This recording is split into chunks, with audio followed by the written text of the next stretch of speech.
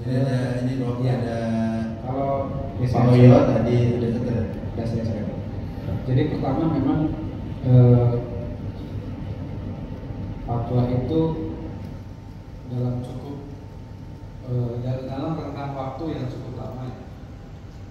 Jadi di EDSN dibentuk tahun 1991 ya, 1992 kan hampir berbarengan dengan Bang Muhammad ya. Terus sekarang udah 30 tahun berarti kurang lebih. Fatwanya sudah 154. Malah kalau dia lebih hafal yang tukang sosialisasi. Nah, jadi kalau dibaca dari topik ke topik, dari fatwa ke fatwa, sebetulnya sudah diubah juga Pak sebenarnya. Cuma kalau orang bacanya parsial, tidak waktu tidak ini besar, bacanya itu fakultatif, maka mungkin dia akan mengikuti pendapat Abu Hanifah. Jadi al-mutlaq ala mutlaqihi wal muqayyad ala taqyidihi. Nah, tapi memang kalau seperti itu kita dianggap dari segi kepastian hukum dianggap tidak konsisten. Padahal dari segi ijtihad berubah itu kan biasa aja. Toh dari dulu sudah ada teori perubahan hukum, taghayyurul ahkam, taghayyurul fatwa. Kalau dalam kaidah usul ada ahukmu ya dulu ma'ilatihi, itu kan sebenarnya sudah lazim dilakukan. Misalnya wa'ad muzik, kita bikin fatwa wa'ad mulzim dan muwa'adah mulzim itu diadili di Bahrain Pak. Jadi kita mendatangkan orang dan diadili. Karena bagi ulama di Timur Tengah yang namanya muwa'adah itu sama dengan akad. Saya bersikukuh hasil bacaan saya dengan Pak Oni, Pak Hasan bertiga, saya baca Al-Maturidi macam-macam. Teksnya itu bukan al-muwa'adatu hiya al-aqdu, bukan itu teksnya, tapi al-muwa'adatu tushbihul aqda. Ya kalau tushbih kan tidak sama. Gitu. Saya bertahan di situ. Akhirnya teman-teman yang di Bahrain di Timur Tengah itu dia tidak mau muwa'adah mulzimah, nggak mau, tapi dia al-wa'dain min torfain al-janibain, tapi mulzimah gitu. Kan hasil akhirnya sama gitu. Ya kita bertahan untuk yang sifatnya istihadi, toh boleh berbeda pendapat meskipun kalau komunikasi karena pakai bahasa Arab kita kadang-kadang menjadi sangat terbatas gitu. Ya. Yang kedua, fatwa kita yang diadili di Timur Tengah itu adalah ketika kita membolehkan jual beli emas secara tidak tunai. Ya kita boleh di Indonesia. Di Timur Tengah sampai sekarang nggak ada yang boleh Pak. Di Malaysia dibedakan antara emas batangan dengan emas perhiasan. Kalau emas batangan nggak boleh tidak tunai, tapi kalau emas perhiasan boleh. Iya, emas perhiasan boleh tidak tunai. Tapi kalau emas batangan itu harus tunai. Jadi dia pisahkan. Nah kita ala itlaq jual beli emas boleh tidak tunai. Itu juga bisa jadi teman-teman baca fatwa kita itu sebagai penyimpangan. Kalau di kampung sebelah itu semuanya betul atau tidak boleh? Ada yang begitu, iya, kan gitu. Artinya itu yang saya bilang. Ada yang merincikan, ada yang secara total tidak boleh, ada yang secara total boleh. Ditilangkan menjadi tiga. Nah, kenapa kita memilih boleh? Karena uang yang sekarang itu jangankan dari emas, dengan emas aja nggak ada hubungannya. Gitu. Kalau dulu nggak boleh karena duitnya memang dari emas. Itu aja. Jadi ilahnya sudah makul, sudah nggak ada. Itu aja alasannya. Kalau dulu jual beli emas harusnya dan biadin dan Islam di Muslim itu karena memang duitnya dari emas. Yang dibeli emas dibayarnya pakai emas. Sekarang duit sekarang kan bukan emas dan bahkan tidak ada hubungannya dengan emas. Emas ya emas, duit ya duit. Kalau pada fase kedua kan masih mending. Setiap kalau emas harganya 1 kilo, setiap nyetak uang kertas, misalnya 1 kilo itu harganya 1 miliar. Setiap bank sentral mencetak uang 1 miliar itu harus ada anti loading 1 kilo yang dia simpan. Itu kan masih ada hubungannya. Sekarang tuh nggak ada pak, nggak ada. Kan? Sekarang betul-betul duit ya duit, emas ya emas gitu. Atau saya guyonnya, makanya kalau teori tadakhumnya, teori inflasinya, itu kan yang namanya duit di negara kita itu nggak pernah secara nilai naik. Ya secara nilai gitu. Tapi kan kalau emas, meskipun bisa jadi direkayasa ya, di Antam itu kan kalau emasnya terbitan baru pasti lebih mahal. Yang lama enggak, dan itu monopoli loh Pak. Harus hati-hati juga gitu. Jadi ada hal-hal yang sifatnya istihadi, yang menurut saya meskipun kita bukan mustahid, tapi keputusan kita kadang-kadang melampaui teman-teman yang di Timur Tengah sana. Jadi kemarin itu waktu ulama dari Maroko datang ke TSN, kemudian oleh Yayasan saya disuruh menjelaskan tentang metodologi istihadnya. Ketika saya menjelaskan fase kedua, jadi fase pertama adalah istihad yang lagi, fase kedua adalah istihad intiqai. Itu Grand Sheikh dari Marokonya itu karena dia mufti di sana kan muftinya negara. Dia langsung tanya, gimana itu Indonesia bisa istihad intiqai? Jadi nggak masuk di otak dia. Saya bilang Indonesia ini nggak terikat dengan mazhab tertentu loh. Beda dengan negara Anda, Maliki. Paling-paling Anda akan kenal Mura'atul Hilal. Mura'atul Hilal itu kan kalau pendapat di mazhab itu sudah nggak ada, gitu kan? Dia akan ngambil pendapat ulama mazhab ulama lain, gitu. Itu namanya Mura'atul Hilal kan? Kita saya bilang bukan sekedar itu. Kita dari awal sudah pilih kok. Dan bahkan kita memilih bukan pendapat yang paling anjak, bukan yang paling kuat dalilnya, tapi pendapat yang paling maslahat. Gitu kan, beda kan? Makanya mazhab kita itu nggak jelas juga kalau orang menggunakan pendekatan ilmu ushul fiqih. Nah kebetulan ini sudah saya susun sebenarnya, tebalnya itu sekitar 350-an halaman. Sudah setengah tahun dibaca sama Kang Hasan. Kang Hasan pun belum selesai bacanya. Biasanya dia kalau Kang Hasan baca itu kan balik ke kitab ini, balikin ini yang bentuknya begini di teks itu biasanya gitu Pak, di satu-satu. Jadi saya nanti kalau dia udah beres baca, itu baca bareng gitu. Nah, itu kelebihan beliau itu di situ. Yang ini salahnya kayaknya, yang betul tuh literatunya di sini, tulisannya begini. Karena secara metodologi pun kita mengenalkan sekitar 10 metodologi di situ.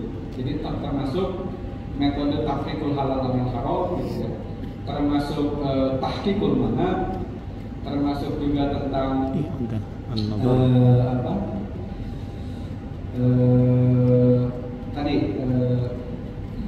maslahat dan seterusnya ya. Jadi kita kita coba angkat seperti itu. Nah, jadi Bapak Ibu, kalau dari segi perubahan, saya ingin katakan dia sebenarnya tidak dibilang berubah pun di dalamnya sudah berubah. Misalnya fatwa kita tentang IMBT dituliskan Pak tidak boleh, ya kan? Tapi di fatwa nomor sekian tentang Pak boleh itu pun begitu loh Pak. Kan gini Pak misalnya.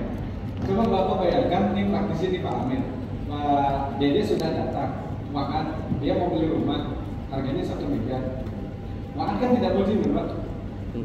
Terus Pak Amir sebagai praktisi bank sudah beli rumah yang mau dibeli oleh Pak Dede, atas Pak Dede. Terus Pak Dede nggak jadi beli ya, kan orang nggak mau beli. Kan bahaya ya. Sebagaimana kasus dulu pesawat terbang di salah satu bank saja ada nggak? Oh iya. Ingat nggak? BNI sama. Ada Pak. Nasabah sudah mau beli pesawat terbang, pesen. Saya nggak usah sebutkan lagi. Banknya sudah beli.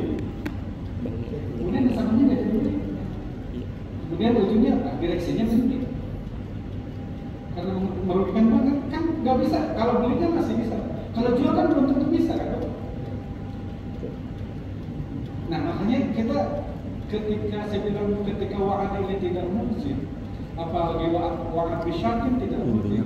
Itu membahayakan Bapak. Coba Bapak bayangkan ya, Bank Syariah nih melakukan akad IMBT. Jadi nanti kalau Bapak sudah melunasi karena nasabah gitu ya, sudah melunasi seluruh kewajiban Bapak itu, nanti mau saya hibahkan, ya kan? Ya kan kalau nggak wajib hibahkan kan? Terus Bapak bilang udah lunas, Pak nggak jadi hibahnya gitu. Mau ngapain itu? Makanya dia baru di Timur Tengah tidak boleh IMBT. Iya, itu kan, tapi kan tidak mungkin juga kita tidak melakukan itu. Nggak mungkin di Indonesia. Jadi meskipun ulama Timur Tengah mengatakan al-uqud al-muraqabah itu ada yang dilanggar oleh, tetapi tidak mungkin 100% akan menghindar dari al-uqud al-muraqabah. Nggak mungkin. Apalagi perjanjian yang kompleksitasnya tinggi. Misalnya perjanjian pengadaan satelit. Ini nggak mungkin. Orang saya pernah baca kok, ketika saya nyusun fatwa IMBT kan saya baca perjanjian pengadaan satelit. Meskipun saya banyak nggak ngerti ini. Iya kan? Jadi nggak mungkin. Orang yang itu kan juga melakukan. Karena orang yang bikin satelitnya juga, yang perlu satelitnya juga orang Timur Tengah. Jadi meskipun secara konsep bilang nggak boleh, secara praktik tetap mereka lakukan. Nggak tahu alasannya al-hajj atau apa sih, nggak tahu. Kira-kira begitu. Nggak mungkin lah. Kalau 100% ingin menghindar dari al-uqud al-muraqabah itu nggak mungkin. Nah terus tadi ya, jadi fatwa, makanya di pleno terkini saya sudah berizin dari itu tuh nanti untuk semacam menstruksikan itu antara fatwa yang satu dengan yang lain. Nah yang akan dikerjakan yang pertama ini akan fatwa tentang perubahan. Ya, karena fatwa itu ada sekitar 15 atau 16 yang harus kita satukan nah, supaya mana yang masuk pada ranah pemesanan, mana masuk pada ranah akad jual belinya, mana yang masuk pada ranah pembayaran, mana yang masuk ranah pada penyelesaian. Itu akan kita bikin tahapan-tahapannya seperti itu. Rencananya begitu. Terus saya kira memang harus ketika disepakati itu harus terbuka, betul terbuka. Saya cuma usul beda tempat doang. Iya kan? Kan kalau ada dokumen akta perjanjian pengubahan itu kan dokumen akadnya Pak. Terus kalau ada peraturan bank yang nasabah itu juga tanda tangan kan akad juga ada Pak. Saya hanya menghormati teori min ghairi sulbil aqdi dari ulama Syafi'i. Jadi yang ini ditempatkannya di sini, yang ini tempatnya di sini, kita aja Pak sebenarnya. Karena Bapak kalau baca kitab kuning misalnya dulu Bank BMT Sidogiri dalam waktu yang cukup lama, meskipun sekarang nggak melakukan lagi. Kalau akan diakor, kan nggak boleh ada tambahan yang disepakati kan Pak. Tapi kalau masalahnya secara sukarela memberikan tambahan itu kan boleh. Ya kan kita bikinnya bilang begitu, tapi kan nggak mungkin dibuat di akad. Pasal lain kan di dalam akad. Karena jadi kesepakatan kan, kesepakatan kan nggak boleh. Makanya akad di satu tempat ini, bahkan tempat yang lain gitu loh. Itu mengimplementasikan teori min ghairi sulbil aqdi istilahnya. Dia bukan pada sulub itu ya pokok sih kalau kita terjemahkan ya. Tapi secara dokumen ya udah yang ini tempatnya di sini, yang ini tempatnya di sini. Ini sekaligus menjawab pertanyaan Pak Aman tadi ya. Maksud saya. Jadi cuma tadi apakah mengikat atau tidak nanti kita saya jelaskan. Jadi tentu sebagai bagian dari kesepakatan, pihak yang melakukan harus tahu gitu ya. Terus masyarakat juga boleh tahu, meskipun ada adabnya lah gitu ya, ada etiknya misalnya. Kalau dokumen itu jadi skripsi, kalau mau menggunakan nama itu kan harus izin dulu gitu. Ya kan ya, etikanya kan begitu ya. Kalau enggak berarti harus nama samaran. Kalau dulu kan sering sebut saja namanya bunga gitu kan. Samarannya gitu. Itu etikanya memang begitu. Jadi tidak menyebut lah, meskipun kadang-kadang tersebut juga gitu ya. Tidak menyebut, kadang-kadang disebut juga karena memang nyatanya begitu. Oke, dari Jadi Prof Boy ini ada mungkin yang kelewat, mungkin saya salah persepsi. Jadi ada Prof Boy menanyakan, ini fatwa ini ada kasus kemudian ada pesanan ke DSN atau ada kasus DSN merespon, seperti apa solusinya? Jadi begini Pak, memang istilah pesanan itu agak negatif ya. Antara simpanan dengan simpanan kan beda kan. Tapi kalau permintaan fatwa istilah kan agak negatif. Kalau pesanan itu bahasanya itu agak tendensius lah istilahnya. Karena orang kan itu fatwa pesanan. Tetapi kalau istilah itu memang secara metodologi di PO kita itu kita boleh memanfaatkan tanpa ada definisi fatwa. Selama kita memandang perlu itu perlu dimanfaatkan. Tapi untuk fatwa ini, setahu saya yang minta fatwanya banyak Pak. Cuma untuk yang begini biasanya mustahilnya nggak mau ditulis Pak. Itu fikihnya mah. Ya itu kan tadi masalahnya karena asalnya boleh, sehingga pihak LKS bisa semena-mena nggak memberinya. Ini kan ada sekarang wajib, mau tidak mau Ini di opini akan saya buka itu. Kalau keputusannya memang begitu.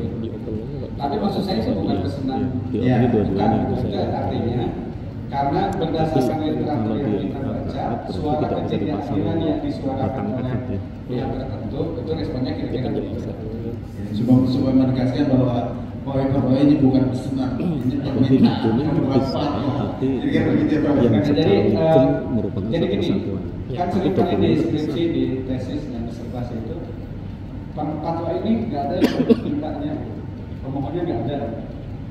Itu sebetulnya kita tidak semua lembaga termasuk industri itu berkenan suratnya itu dikutip di fatwa.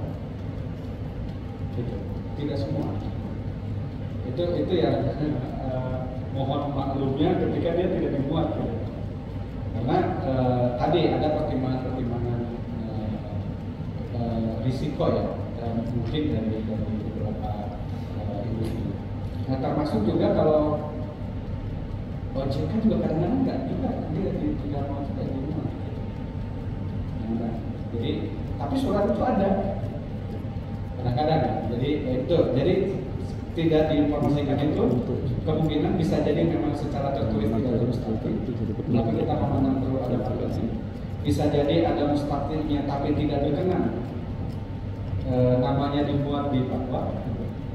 Nah, atau ada juga yang mustahil berkenan dimuat. Itu aja sih. Ya itu tadi berkenaan dengan Pak Amin, itu kan tadi sudah dilakukan bahwa Samanak itu kan ada kesepakatan, sementara sosialisasi OJK itu ada semacam untuk mengikuti sesuai rumus. Ini baru mau saya komentari. Oh iya, baik. Jadi saya kira ini menjadi kebingungan umum sih sebenarnya. Bukan hanya di HIK gitu. Sebab pertanyaan itu sudah datang juga ke beberapa pihak termasuk saya sendiri sebetulnya ketika ikut menyajikan rumusan fatwa ini sudah mempertanyakan di mana ada sama nakli tapi tidak pernah ada akar nakli. Ya kan tadi saya bilang dari awal kalau akarnya nggak ada kan samanya nggak ada. Itu apa maksud saya? Ya. Ini ya butuh energi sendiri. Oleh karena itu maka ketika OJK memberikan contoh, ini sosialisasi yang kemarin di Sanggila aja tadi Pak, karena ya melibatkan DSN lah, artinya dari proses penyusunannya, pembahasannya sampai sosialisasinya memang melibatkan DSN. Itu kemudian memberikan contoh yang 1 bulan itu. Nah kalau bukan 1 bulan, bulan itu pertama. seperti itu.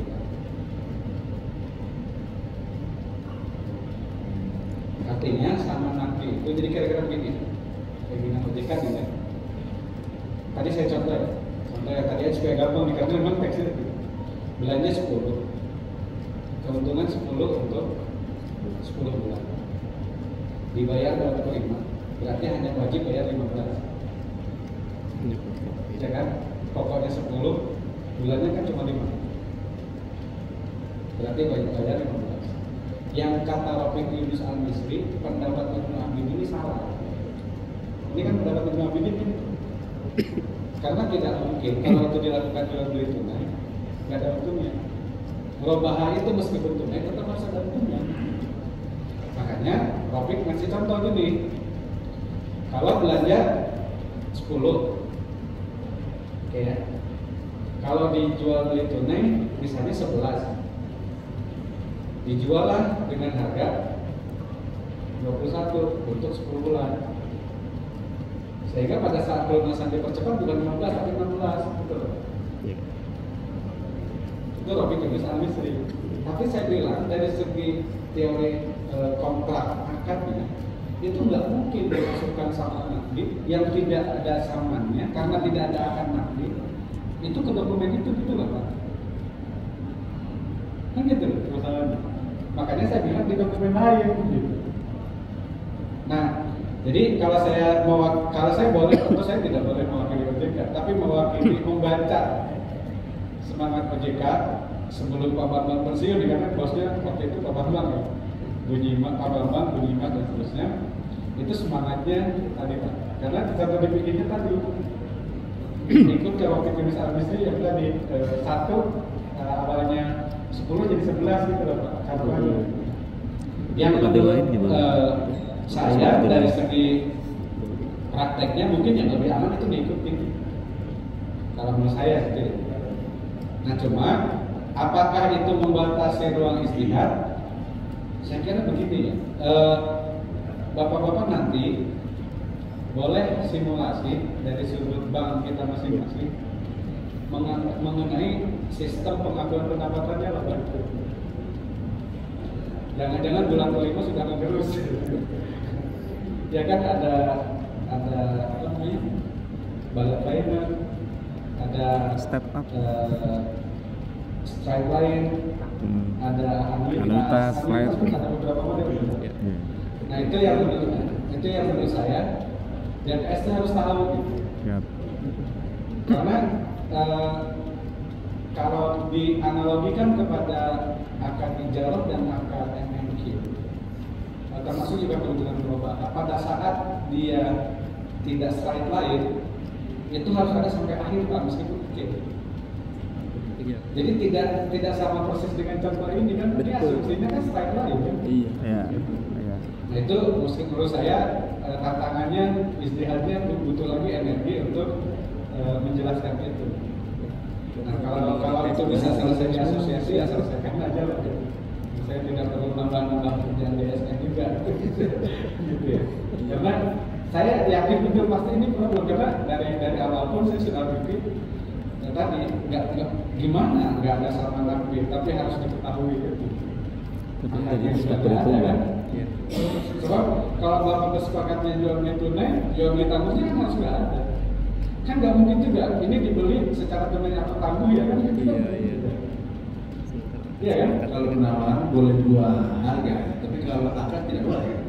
Itu kalau bapak baca kitab Ahadits Lughuyuh Al-Manhiyul Anhar, itu ada ulama yang mengharamkan menawarkan dua harga pun. Malah. Iya, itu nggak boleh. Ada yang bilang ada. Bapak boleh Ahadits Lughuyuh Al-Manhiyul Anhar.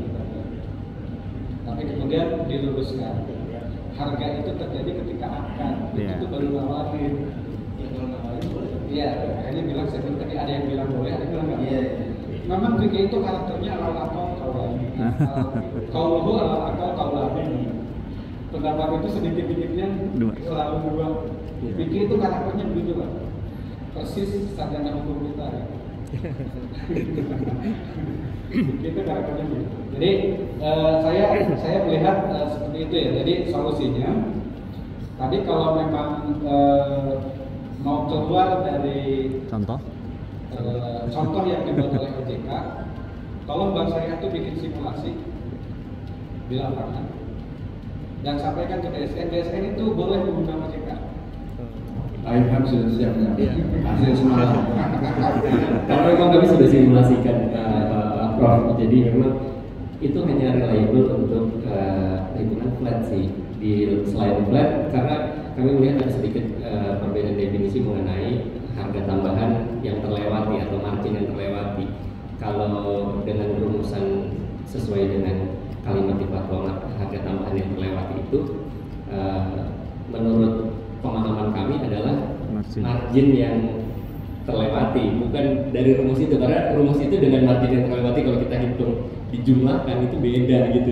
Gitu sih. Itu makanya Pak, saya bilang gini, kenapa ini termasuk berapa di uploadnya kapan sih Bapak ini?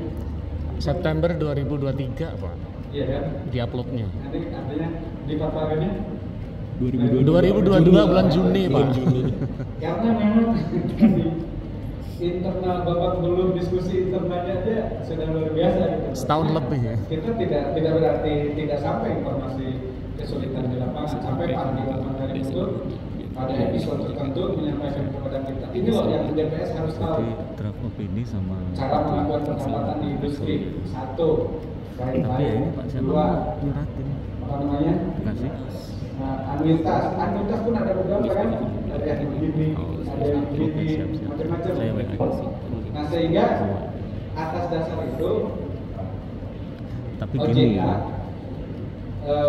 maksud saya kalau nanti dilakukan atas dasar kajian dari masing-masing kita bisa melalui asbisindo misalnya. Nah itu kita ajak OJK-nya supaya paham kondisi di lapangannya gitu loh Pak. Jadi sebab kalau DSN itu nggak mungkin usul mengubah langsung itu nggak mungkin. Tapi kalau bapak-bapak boleh. Gitu. Alhamdulillah Pak, itu sudah disiapkan kemarin.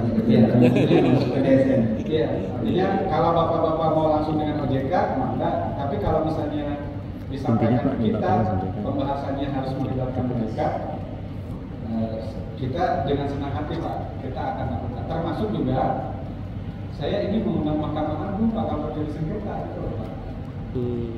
So kan kalau yang contoh putusan Mahkamah Agung kan sudah slide lain. Iya.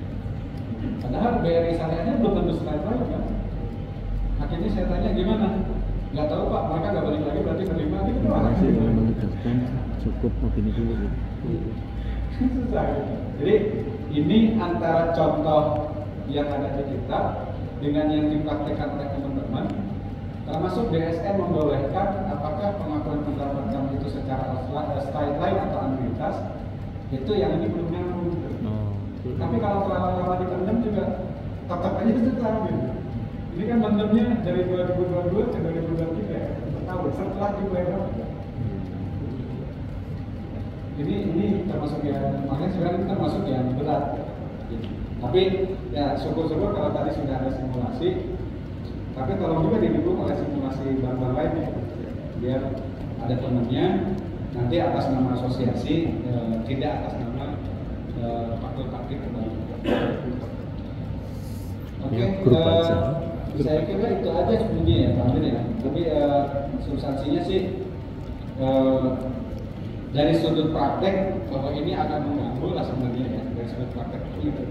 Tetapi dari sudut kebaikan menurut saya jangka panjangnya insya Allah ini akan lebih baik karena kalau bank syariah selalu dicap lebih kejam ketimbang bank konvensional, pada akhirnya akan lebih parah kondisinya.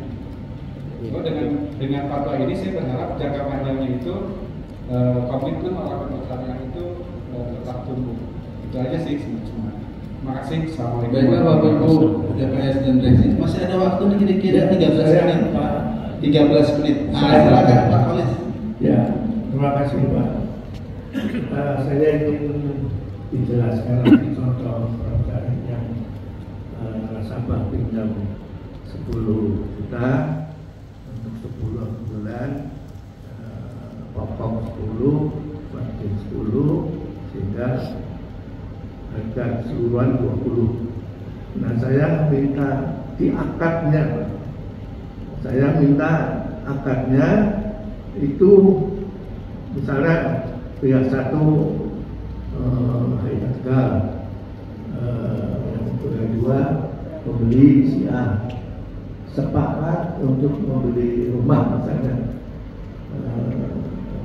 rumah dengan harga 10 juta dengan margin 10 atau sekaligus ya hibah istrinya itu beli rumah seharga 20 juta. Itu satu. Jadi yang dimasukkan di dalam akad itu 10 plus 10 atau langsung 20 juta. Itu yang pertama. Kemudian kaitannya dengan pelunasan sebelum jatuh tempo, itu kesepakatan kita itu di luar akad, apa di dalam akad itu atau di dalam lampiran. Jadi ada lampiran angsuran murabah ini yang tadi bulan pertama 2 juta, bulan ketiga 2 juta, bulan ketiga dan terperinci pokok 1 juta, margin 1 juta. Nah ketika bulan kelima, nah itu yang kita yang kita lunasi kan cuma 5 juta. Nah itu menurut Pak Cahit tadi bilang tidak usah dimasukkan di dalam akad, tetapi lampiran yang disepakati bersama. Jadi lampirannya ada 2, satu lampiran angsuran sama lampiran apa istilahnya kalau di dalam bank umum sih harus menyetujui peraturan dari bank. Itu yang kaitannya dengan akad. Sekali lagi nominal yang dicantumkan itu 20 juta atau 10 dan 10. Yang kedua daftar angsuran itu disatukan di akad apa terpisah. Yang ketiga aturan pelunasan sebelum jatuh tempo apa dimasukkan di dalam akad atau kebijakan sendiri. Itu satu. Dan kedua ini saya minta maaf ini pertanyaan seharusnya sudah lama. Murabah itu seperti tadi itu bank mestinya sudah memiliki barang, tetapi selama ini kan pakai al-wakalah. Nah, kami di Tegal ini saya pernah tanya sama Pak Dede, ini kita pembiayaan perbaikan rumah yang dengan al-wakalah. Ketika nasabahnya itu tidak membeli, tidak sesuai dengan kwitansi, apakah DPS ini tanggung jawab harus kontrol sampai pembelian itu atau tidak? Itu perlu. Terima kasih. Kalau ada satu lagi karena waktu sudah atau tidak ada cukup ya. Silakan terakhir, Prof. Jadi begini, saya ingin kembalikan pada nilai dasarnya. Jadi kan kalau murabahan itu, ciri murabahan itu kan terletak pada kejujuran penjual. Makanya amanah. Nah, menurut saya itu lebih pas tadi disampaikan harga perolehan 10, disepakati keuntungan 10, harga jual 20. Sebab itu ada situ begini Pak. Kalau Bapak ternyata bohong tentang 10 harga perolehan, itu akadnya dan nasabah tahu dia dibohongi, dia boleh tidak melanjutkan akad perubahannya Pak. Karena Bapak sudah keluar dari sifat jual beli amanah. Bapak sebagai khoin, sebagai orang yang berkhianat. Jadi itu istilahnya akad yang batal karena hukum, bukan batal demi hukum. Jadi kalau nasabahnya nerima nggak masalah. Tapi kalau nasabahnya nggak suka dibohongin, ya itu boleh mengajukan untuk tidak dilanjutkan. Cuma kan nasabahnya terserah tergantung. Kalau laki-laki nggak suka dibohongin, tapi kalau perempuan biasanya suka dibohongin. Bersalaman Justru kemauan nasabahnya. Jadi menurut saya tadi Pak Kiai itu lebih pas ditulis harga perolehan 10, keuntungan 10 sama dengan harga jual 20. saman isni. So kalau misalnya langsung 20, pada saat bohong susah kontrolnya. Kan itu ya. Yeah. Sebab itu ada tuntutan amanah di situ karena muamalah adalah bagian dari Amanah. jual beli amanah. Nah kemudian itu satu ya. Yang kedua, sebenarnya kalau saya nggak tahu ya praktek di HIK ini nasabah ikut tanda tangan jadwal angsurannya. Ikut. Artinya kan di sebelah kanan adalah pihak bank, sebelah kiri nasabah.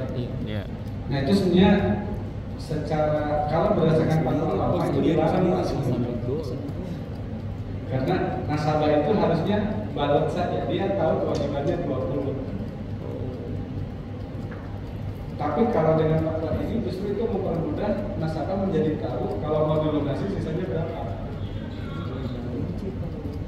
Iya kan? Artinya itu kan dokumen lain gitu Pak. Kalau dia ikut tanda tangan angsuran itu ada tanda tangan khusus. Bisa dibilang ini bagian dari perjanjian, tapi perjanjiannya bukan akadnya, tapi perjanjian tentang cara pembayarannya. Begitu ya? Intinya. Ya, kalau saya memahaminya. Jadi justru dengan tanda tangan itu memudahkan. Jadi kan misalnya tadi ya, angsuran itu pokoknya sekian, keuntungan sekian, bulan ketiga kan kalau sisanya sekian kan, ya kan pokoknya sekian gitu. Cuma kalau di jadwalnya biasanya kami hanya masukkan piutang Pak. Nggak ada stepnya, tetapi kan Pokok yang margin, namanya ya. hukum itu Pak bisa jadi dinyatakan secara eksplisit, tapi bisa juga implisit. Jadi ini kan kalau di depan itu kan ada perjanjian di pokok akad itu biasanya ada harga perolehan, ada keuntungan, kemudian jadi harga jual. Ya. Oke, itu murabahah itu sudah sampai di situ, clear. Apa yang dibeli dituliskan, begitu ya. Nah sebenarnya kemudian kenapa dia harus ada pasal-pasal tambahan? Karena murabahah itu kan bukan akad budaya, kan? Bukan akad yang kalau dilakukan melahirkan utang piutang. Tapi dia kan akad amanah.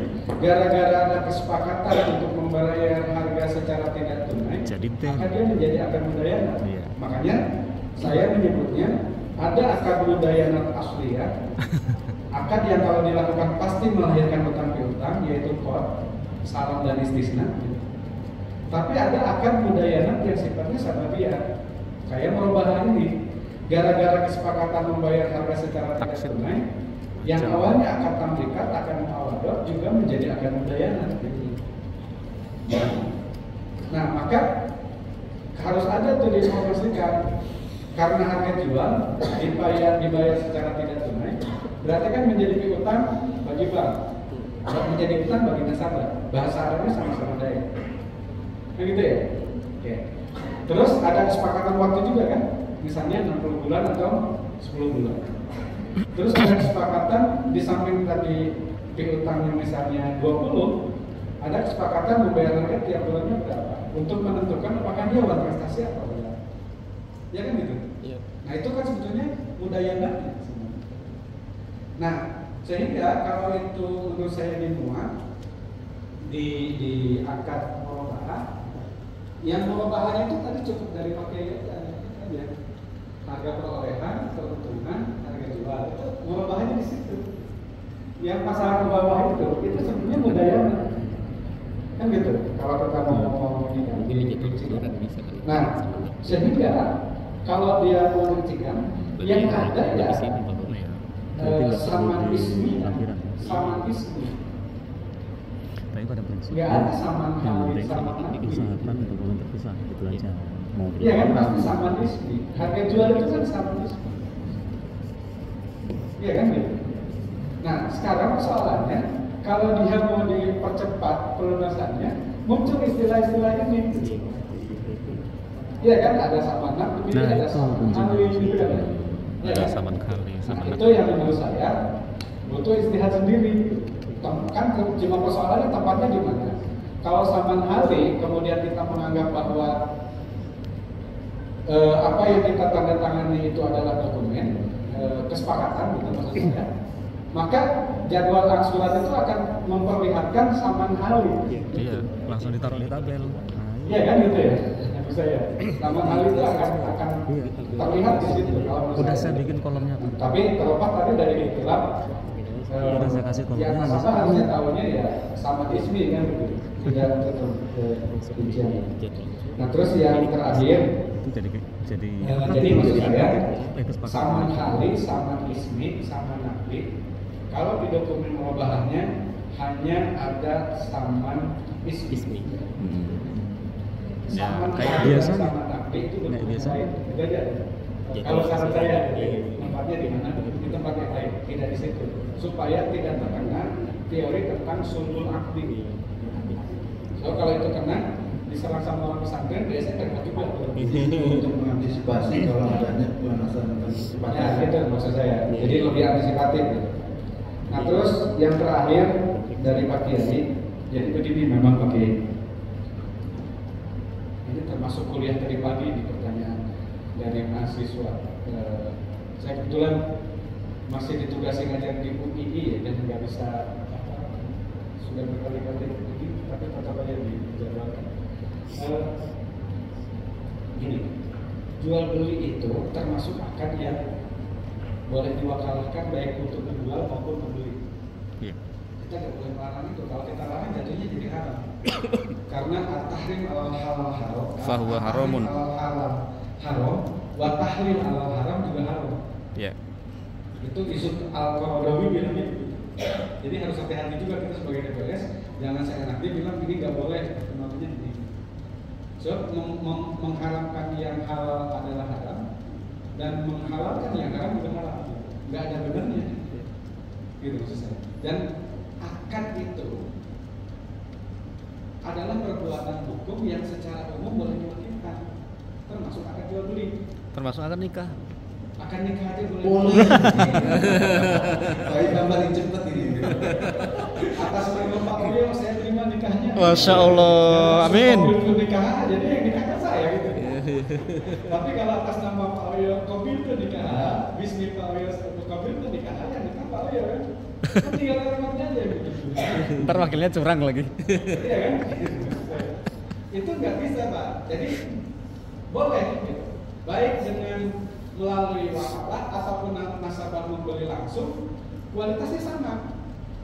Nggak ada menyebut, nggak bisa secara syariah menyebut kalau dibeli secara langsung oleh banknya itu lebih afdal ketimbang Siap. wakalah. Nggak bisa, nggak ada dalilnya.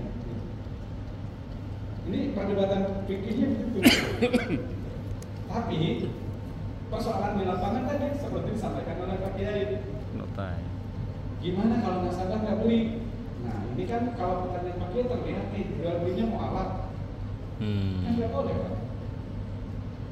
Kecuali ultramikro kan yang boleh. 119. Jadi di fatwa kita, Bapak sekalian, sebisa mungkin akad jual beli itu dilakukan setelah barang itu sudah milik bank. Dan kalau nasabah belum membeli, apalagi tidak pernah membeli, pastikan akadnya batal. Ini perhatian buat TPS. Direksi juga. Jadi maksud saya, kalau Bapak temukan dokumen itu, saya sih sarankan, dan saya termasuk yang berani. Kalau saya kan dari dulu udah lama saya pikir, udah dari rezeki ini kan ditentukan oleh Allah. Nggak jadi DPS ya apa-apa lah, kalau memang harus diberhentikan. Dan saya sudah beberapa kali menyatakan akadnya tidak sah. Tertulis Pak, ada opini. Cuma karena itu untuk bank kan tidak boleh disebar ke yang lain. Jadi harus berani Pak, karena Bapak yang menentukan boleh itu Bapak.